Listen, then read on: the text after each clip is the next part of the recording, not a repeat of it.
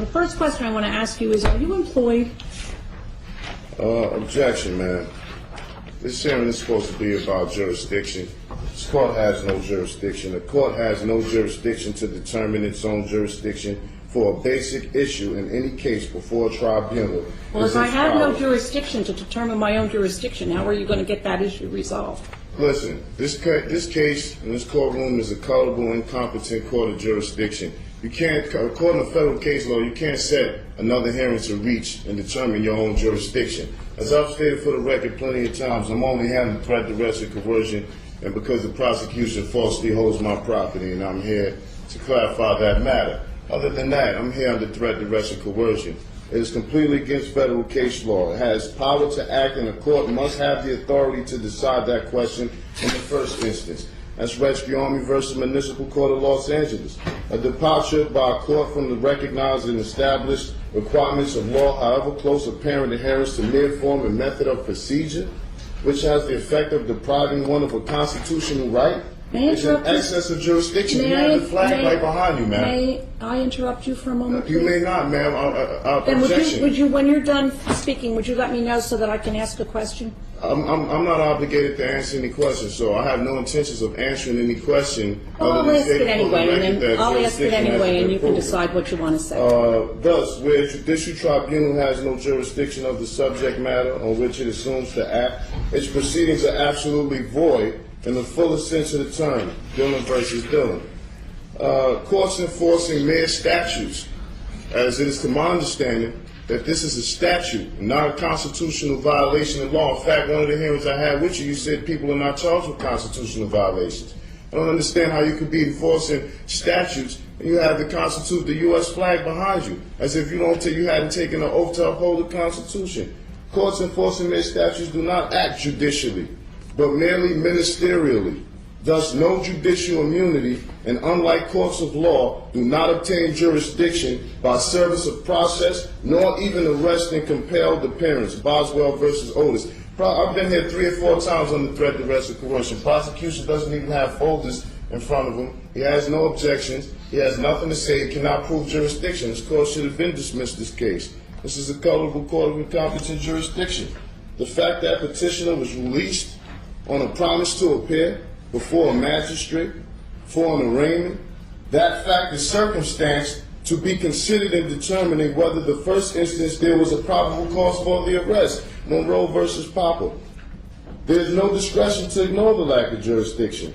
Court must prove on the record all jurisdiction facts related to the jurisdiction asserted. A universal principle, as old as the law, is that proceedings of a court without jurisdiction are a nullity and its judgment therein without effect either on person or property. This case has already been put before the federal court, and you will be receiving a notice of removal very shortly. This court has no jurisdiction. Prosecution can't prove jurisdiction. This case shall be dismissed, and it will. Did you file a notice of removal with the federal court? Yes, you will be receiving it shortly. All right. Well, when I receive it, I will rule on it. This is my question to you, however.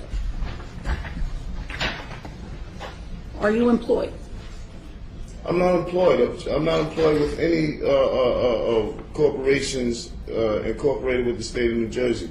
Are you employed with any corporation that's incorporated outside of the state of New Jersey? Objection. I'm not here to answer questions about my employment. The last time I was made aware of this was supposed to be about whether this court has jurisdiction, and clearly it doesn't. A question about employment has nothing to do with whether this court has jurisdiction, so I'm not obligated to answer those questions.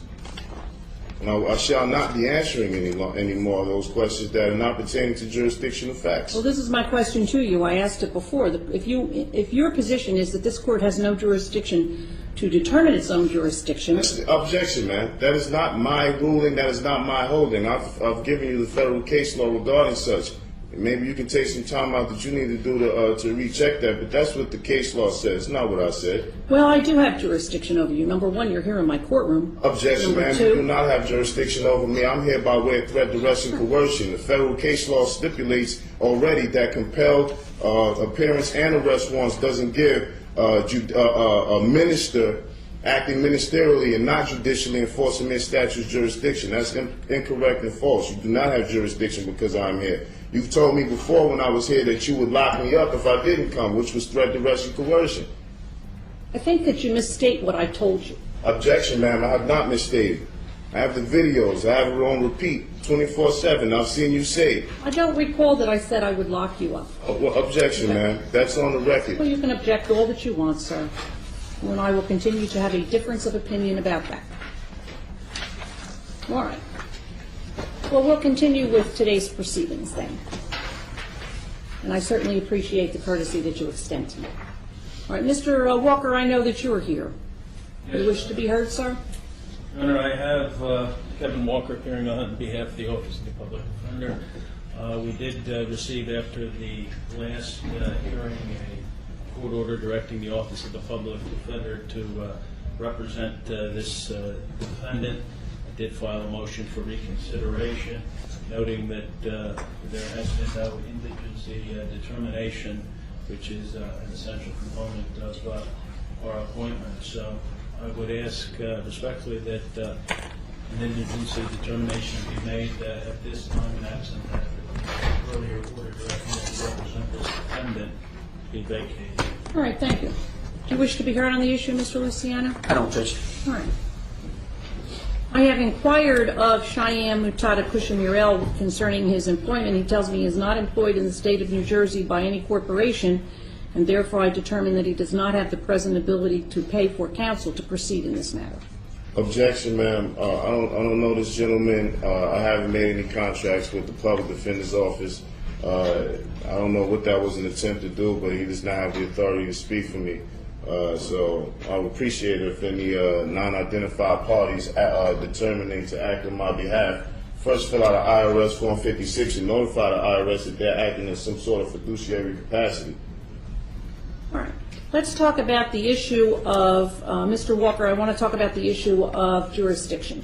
One of the issues that has been raised in this case and has been raised over and over again that really needs to be determined before we can proceed with it is with regard to jurisdiction.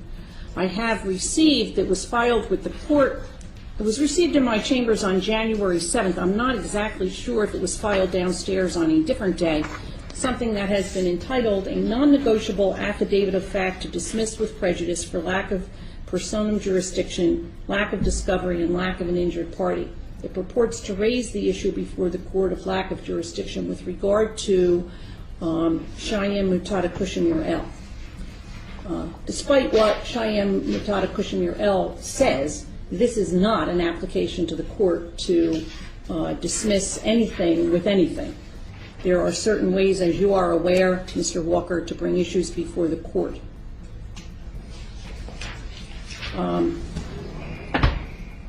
What we need to do is have the issue brought before the court properly by way of a notice of motion. I don't even know if Mr. Luciano got a copy of this, but certainly you know that any motion filed has to be served on the prosecutor. How much time does your office need in order to do that? And did you receive a copy of this? Judge, I have not received a copy of that, and before I address that issue, I would respectfully request that you inquire into this defendant's assets to see whether he has a present ability to retain private counsel. Well, he tells me he isn't employed by a Objection. corporation, so... Objection. This is obscene. Sir, this is a conversation that I'm having with Mr. Walker, not with you. And the he way cannot you speak didn't for want me, me ma'am. to interrupt you, I would like you not to interrupt me or Mr. Walker. Objection. This man cannot speak for me, man. I hadn't filled out any public defender's applications nor contracts to agree to that. You cannot force me against my consent to have someone who I have no formal contract or agreement with to speak on my behalf. I'm a natural flesh and blood man. I don't You have are? to have, yes ma'am. I do not have to have an attorney at law, a colorable attorney at law, de facto attorney at law, propose or purport to speak for me in any regards to these matters at hand. Let's see.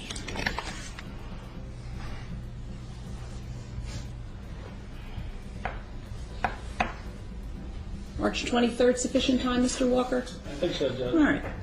Then this matter shall be and hereby is continued until Monday, March 23rd at 9 o'clock. Objection, man.